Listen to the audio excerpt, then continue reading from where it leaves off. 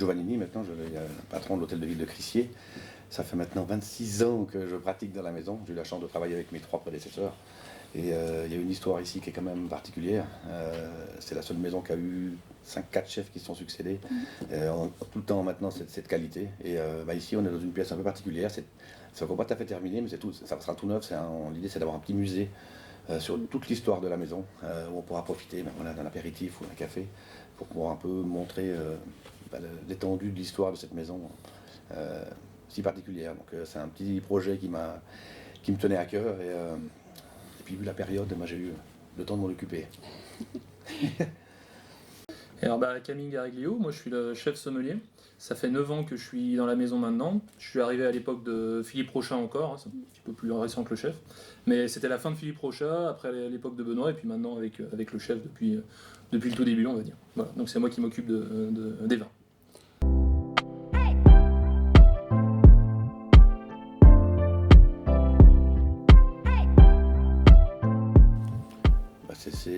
Pour moi, ça a toujours été les métiers de bouche ont toujours été une évidence pour moi. J'ai été intéressé par la boulangerie, j'ai fait j'ai tâtonné un petit peu au départ, puis la cuisine, je crois que c'est plus varié que les autres choses que j'avais essayées. Donc, puis moi, je trouve que c'est vraiment quand on démarre, qu'on découvre si on est fait pour ça ou pas. Puis j'ai la chance que tout de suite ça m'a plu et puis c'est quelque chose il y a une telle diversité dans ce qu'on fait. On travaille avec des produits naturels, on est dépendant de la nature, il y a tellement de paramètres qui rentrent en compte que c'est vraiment c'est passionnant et c'est jamais la même chose.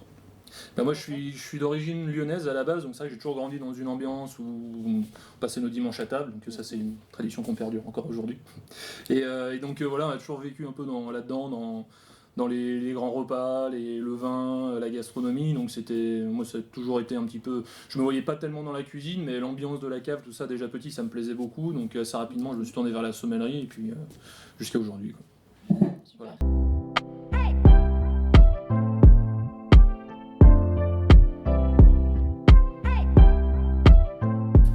Je dirais qu'en fait, nous ici, on estime, contrairement à certaines maisons qui vont être peut-être vraiment dédiées au vin, où des fois certains vont aller jusqu'à dire on choisit le vin et puis c'est le chef qui fait le plat. Nous, on estime que c'est plutôt le chef qui a son style, qu'on peut pas changer. Je veux dire, si on change son style, c'est plus son style. Donc on estime pour nous que c'est plus facile que le chef fasse le plat, vraiment comme il le sent. Et après, c'est plutôt le travail du sommelier, chez nous en tout cas, de s'adapter à ça. Moi, j'estime que le travail du sommelier, c'est vraiment de créer, entre guillemets, une collection de vins. C'est-à-dire que dans la cave, on a une multitude de possibilités. Différents styles de vin, différentes origines, différents millésimes, plein de choses. Et après, en fonction de ce qu'a fait le chef, et surtout en fonction de ce que veut le client, parce que je crois qu'avant tout, c'est déjà le client quand même qui choisit, qui se fait plaisir, et nous, c'est secondaire. Et en fonction de ça, après, on peut choisir le vin et on peut établir quelque chose.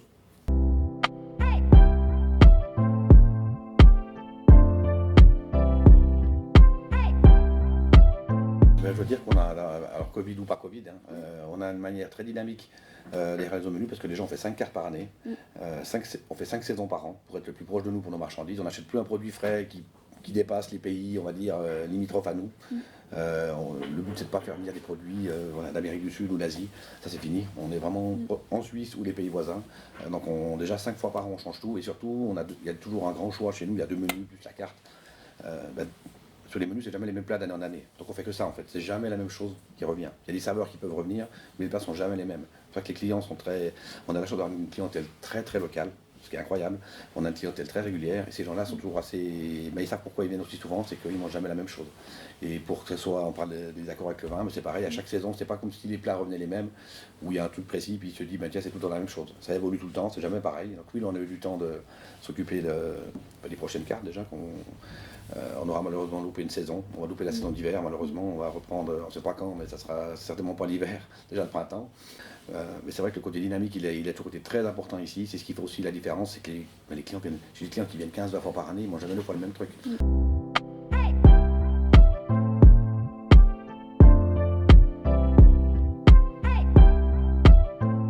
Alors je dirais que la plus grande difficulté déjà, ça va être la quantité. Comme tu l'as dit, un menu à 7 à 10 plats, plus des amuse-bouches, plus les desserts. Alors il y a un peu de tout, il y a des gens qui vont vouloir peut-être vraiment se faire plaisir et puis qui vont vouloir une dizaine de verres. Il y a des gens qui sont un petit peu plus limités. Et là encore, je crois que la force, c'est toujours de s'adapter. Nous, on n'a pas vraiment un pairing bien défini où on dit avec tel vin, il faut tel plat. Parce qu'en fait, ce qu'on fait, c'est qu'on a beaucoup de vins ouverts. Donc on a beaucoup de vin blanc, beaucoup de vin rouge. Et en fonction de la discussion qu'on va avoir, que le sommelier va avoir avec le client, on peut déterminer ensemble un accord. Parce que si nous, on estime l'accord mets-vins, on se dit voilà, tel vin va avec tel plat, ok, bah c'est bien. Mais par contre, les clients, encore une fois, ils ont tous des attentes différentes. Et en fait, moi je pense que vraiment l'enjeu maintenant d'un restaurant comme le nôtre, d'un 3 étoiles Michelin, c'est à chaque table, en fait, il se passe différentes choses et on peut pas dire ça va être ça pour tout le monde. C'est pas possible. Je pense que on essaie vraiment de faire du cas par cas en fait.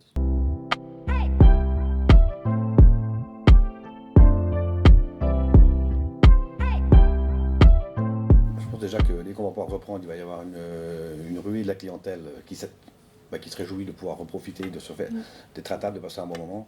Je pense qu'il y a un truc qu'on a vu, c'est que le côté pas trop loin, le côté local, il était déjà ici avant, mais là ça a encore, je pense, accentué le truc. C'est que maintenant, on s'est rendu compte, surtout l'année passée, quand tout était fermé, quand il n'y a rien qui voyageait, que c'était important d'utiliser les produits de chez nous, des vins de chez nous, et de ne pas être dépendant des produits qui viennent de trop loin. Ça, on le faisait déjà depuis de nombreuses années, mais là, ça a conforté nos positions en disant, bah, tiens, on avait déjà raison, en faisant comme ça. Et ça, je pense que ça va venir de plus en plus, où les gens ne vont pas vouloir déjà pas manger n'importe quoi. Et on a vu l'importance des producteurs locaux quand tout était fermé, en espérant que ça puisse en sauver quelques-uns, qui disent tiens, vaut mieux manger quelque chose de chez nous, que même si la tomate du Pérou elle est moins chère, de se dire tiens. Donc je pense que ça va encore accentuer un petit peu à ce côté-là, de se dire bah, tiens, faut pas aller trop loin.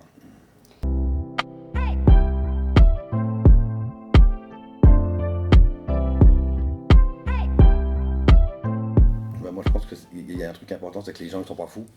Et puis il faut qu'ils sentent quelque part qu'on se fout pas de leur gueule. Que ça soit qu'on fasse un bistrot, qu'on fasse une pizzeria, qu'on fasse un restaurant gastronomique, qu'on fasse n'importe quoi, il faut que le client il sente que son attente soit qu'il y ait un vrai produit, qu'il y ait un vrai travail, qu'il y ait un respect. De nouveau, moi le bon respect, je trouve qu'il va bien dans ce qu'on fait parce qu'on doit respecter nos clients. Tous ces restaurants qui font des trucs, qui achètent des produits préparés, et ça se ressent, les gens ne sont pas fous, et ça je suis convaincu que ça ne va pas durer. Il y a des gens qui doivent manger pour une question financière, pas cher du tout, mais quand on va au restaurant, on doit sentir que le chef, il a fait un vrai travail, qu'il a fait quelque chose de... Et ça, je pense que c'est quelque chose que les gens, de plus en plus, on a une clientèle qui est de plus en plus exigeante également. On voit avec Internet, avec la télé, la plupart des clients, ils arrivent là, ils croient qu'ils savent tout. Hein. Mais, donc, le conseil, c'est de nouveau de respecter les gens. Okay.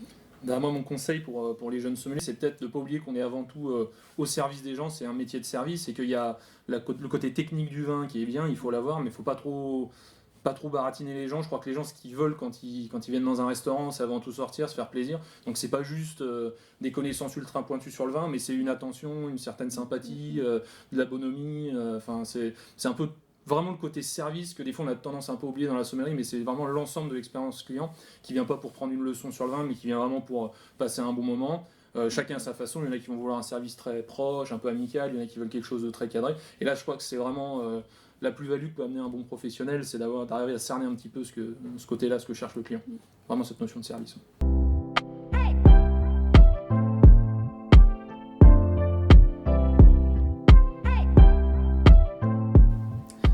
Je dirais qu'on affectionne un petit peu, on a beaucoup de gens qu'on aime bien. Il y a des gens historiques avec qui on travaille depuis toujours, par exemple Raymond Paco, qui fait partie qui est un des piliers de la maison, on peut presque dire.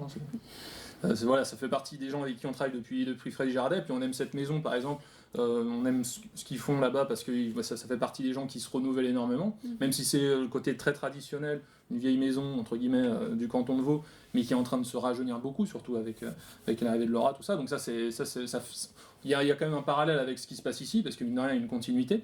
Après, on va beaucoup travailler avec des gens comme Philippe Darioli, avec Alexandre Delettra aussi, avec qui on fait les sélections, les frères Dutruy par exemple aussi à Founet.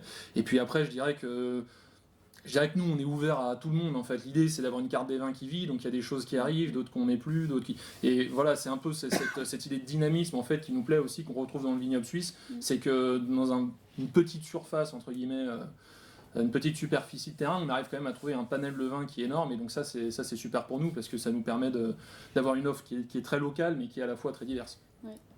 Puis en cuisine, c'est vrai qu'on les utilise énormément. J'utilise énormément les vins suisses pour terminer les plats, pour terminer une sauce, et surtout maintenant je les mets en avant, on les marque sur la carte dans les menus, les appellations, et je me rends compte que ça fait plaisir des gens vignerons, même si des fois ils disent ouais, tu fais de la sauce avec mon vin, mais c'est une belle manière de les mettre en valeur.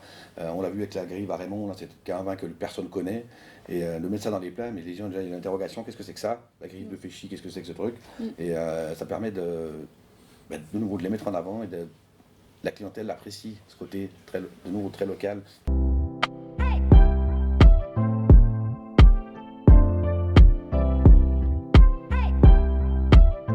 Je dirais qu'en fait la force du vignoble suisse, ça peut être un petit peu des fois sa faiblesse, sa petite taille, dans le sens où du coup forcément c'est un vignoble qui reste pour l'instant méconnu à l'échelle mondiale, puisque effectivement il n'y a pas des quantités, il n'y a pas tout ça pour concurrencer certains d'autres. Par contre du coup il y a aussi l'avantage, c'est qu'il y a toujours un côté vignoble de niche, et moi je me rends compte quand je discute avec des collègues qui sont en Italie ou en France, qui sont semés dans des belles maisons, c'est qu'ils sont ultra intéressés à dire tiens machin, tel vignoble ou tel vigneron, et parce qu'en fait eux comme ils connaissent pas, il y a ce phénomène un peu de rareté, et donc ils sont ultra intéressés, donc ça je pense que ça crée aussi une émulation auprès des connaisseurs, c'est qu'il y a cet aspect vignoble de niche qui à mon avis est aussi la force du vignoble suisse. Surtout que la qualité c'est amélioré. C'est incroyable la différence de qualité depuis 25 ans dans les vins suisses. Et puis moi je pense que la diversité de cépages qu'il y a dans une petite région, je ne sais pas si ailleurs il y a un endroit où il y a autant de cépages différents dans un tout petit pays comme nous. Et puis de nouveau maintenant, ce qui est génial, c'est que maintenant il y a de la qualité partout. On peut avoir des bons vins partout, que ce soit à Neuchâtel, à Chafouz, au Grison. Il n'y a plus que le Valais maintenant qui sait faire du vin. Et c'est vrai que c'est la force de la Suisse, mais c'est vrai qu'on dit toujours les vins suisses qui sont à l'étranger, c'est pas forcément les meilleurs. C'est en général vendu chez nous, c'est consommé en Suisse, et puis les quantités sont, en tout cas pour les tout meilleurs, il n'y a même pas assez pour convenir à tout le monde. Donc ça c'est pour ça que je pense que c'est... Et en espérant qu'il reste là-dedans. On se dit tiens, ça sert à rien d'en faire plus, on garde cette quantité-là, mais surtout maintenir cette qualité maintenant qui est incroyable.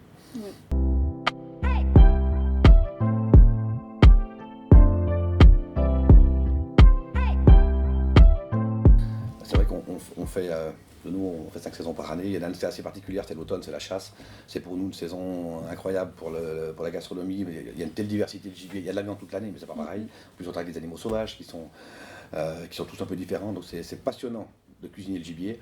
On a eu en plus même mon prédécesseur à Benoît Violier qui était un chasseur passionné, donc grâce à lui on a une connaissance maintenant des animaux qui est assez incroyable et surtout la connaissance des chasseurs pour pouvoir les trouver.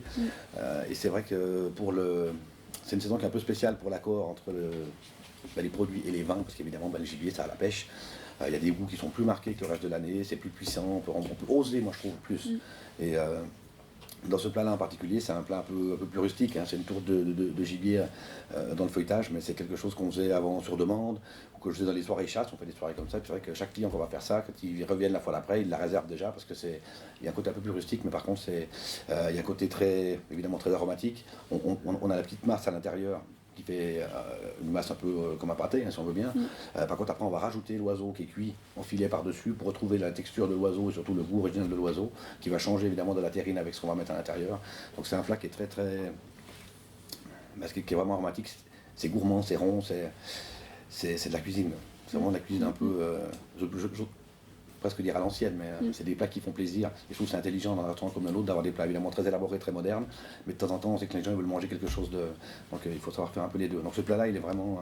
c'est le côté gourmand, en fait, de ce plat avec un oiseau quand même qui est très puissant. C'est un oiseau qui a beaucoup de goût.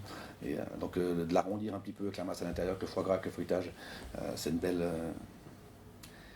C'est une belle manière de sublimer cet animal, on va dire.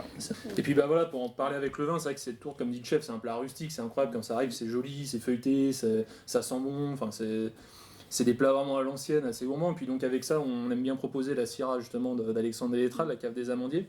En fait, ce qui est intéressant déjà au-delà du côté, Alexandre, il est un peu comme ça, il a ce côté, il a cette bonhomie, on aime bien le voir, on a envie de partager un moment. C'est des plats qui sont un peu comme ça, donc déjà ça match carrément déjà sur le bonhomme. Et puis en plus, ce qui est intéressant, c'est que sa Syrah, elle est ultra typée, elle est poivrée, il y a du jus, il y a un côté sanguin, elle est magnifique, mais en plus elle a une certaine fraîcheur, une certaine tension, et c'est assez important mine de rien parce que dans ces plats justement qui sont quand même riches, qui sont puissants, qui sont goûtus, avec lesquels on se fait plaisir, c'est bien justement d'avoir des vins qui aient suffisamment de profondeur mais qui aient quand même un peu de fraîcheur, un petit peu de tension pour amener aussi le caractère un peu aérien et pas trop fatigant, parce que si c'est pour avoir un plat très puissant avec un vin qui est pareil, un petit peu riche, des fois ça peut avoir tendance à fatiguer un petit peu au bout d'un moment, tandis que là je trouve qu'il y a vraiment cette homogénéité où le vin va vraiment amener une partie qu'on ne trouve pas dans le plat et tout en ayant quand même suffisamment de matière avec, et c'est vrai que là je trouve que c'est vraiment l'accord top, quoi.